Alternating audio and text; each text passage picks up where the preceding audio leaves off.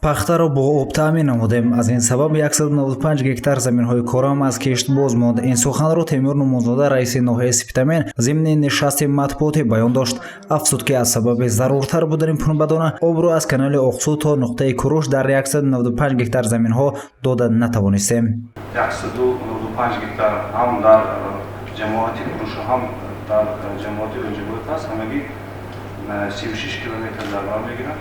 خیلی مسافه دور برای همین حسابی که ماه اپریل ماه و ماه کشتی پنبه‌دانه زننده آب خیلی ضرور بود. ما فقط آب را برای کشتی پنبه‌دانه ضمن нишасти матбуоти раиси ноҳия баён дошт ки аллакай 100 гектар заминҳои аз кор бозмондаи минтақаи мазкур кишт гардида, боқӣ монда қариб 95 гектар то 1 август ба пуррагӣ кишт карда мешавад.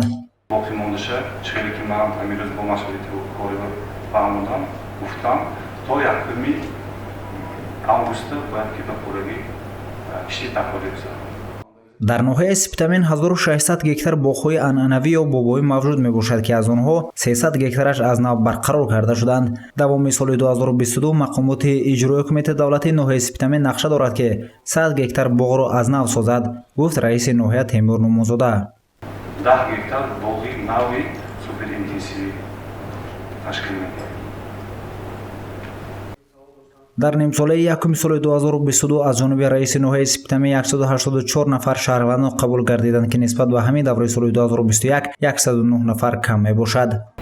масъалаи асосии муроҷиатҳо ин масъалаи якум муроҷиат барои гирифтани хити заминӣ аз оилагӣ, баҳсҳо байни хоҷагиҳои кишоварзӣ ва оид ба расондани тӯмакҳои моддӣ мебошад. баҳсҳои оилавӣ ҳастанд, манзилҳо ҳастанд, замин ва ҳоказо.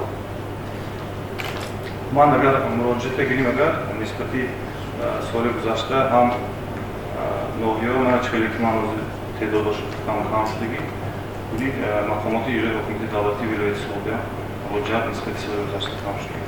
чаро муроҷиати аҳолӣ ба раиси ноҳия кам шудааст? ҷавоби ин савол аз раиси ҷамоатҳо вобаста аст, чунки онҳо қариб ҳар рӯз шаҳрвандонро қабул карда ба арзу доди онҳо расидагӣ мекунанд ва аз рӯи ваколати доштаашон баррасӣ менамоянд.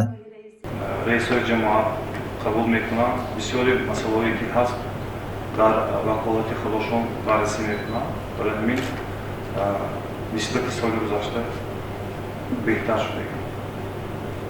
طبق طلبات قانون جمهوری تاجیکستان درباره مراجعت‌های شخصانی واقعی و حقوقی در نیم سال یکم سال 2022 1232 عدد مراجعت‌های خطی شخصانی واقعی و حقوقی به قید گرفته شده است. این نشان داد نسبت به همین دوره سال سپری شده به 153 عدد مراجعت کاهش یافته است. اوید به پهلوهای دیگری نشست خبری در گزارش‌های من بعد اطلاع می‌دهیم.